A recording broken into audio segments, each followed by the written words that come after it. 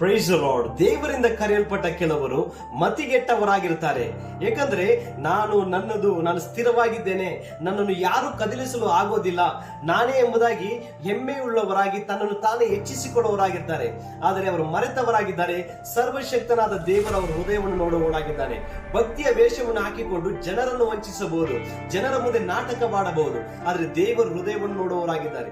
ಅದರಿಂದ ದೇವರು ನಿಮ್ಮನ್ನು ಆರಿಸಿಕೊಂಡದ್ದು ನೀವು ಯಾವುದಕ್ಕ ಕರೆದಿದ್ದಾರೋ, ಎಲ್ಲಿ ನಿಲ್ಲಿಸಿದ್ದಾರೋ ಅಲ್ಲಿ ದೇವರಿಗೆ ಭಯ ಪಡುವವರಾಗಿ ನೀತಿಯಿಂದಲೂ ನ್ಯಾಯದಿಂದಲೂ ಜೀವಿಸುವವರಾಗಿರಿ. ಯಾಕಂದ್ರೆ ನಿಮ್ಮ ಸ್ಥಾನಕ್ಕೆ ದೇವರು ಬೇರೆಯವರನ್ನು ನಿಲ್ಲಿಸಲು ಶಕ್ತನಾಗಿದ್ದಾನೆ. ಅದೇ ವಾಕ್ಯ ಬರೆಯಲ್ಪಟ್ಟಿದೆ, ಕೀರ್ತನೆಗಳು 75ನೇ ಅಧ್ಯಾಯ 7ನೇ ವಾಕ್ಯದಲ್ಲಿ, ದೇವರೇ ನ್ಯಾಯಾಧೀಶನಾಗಿ ಒಬ್ಬನನ್ನು ತೆಗೆದು ಇನ್ನೊಬ್ಬನನ್ನು ಸ್ಥಾಪಿಸುತ್ತಾನೆ ಎಂಬುದಾಗಿ ಬರೆಯಲ್ಪಟ್ಟಿದೆ.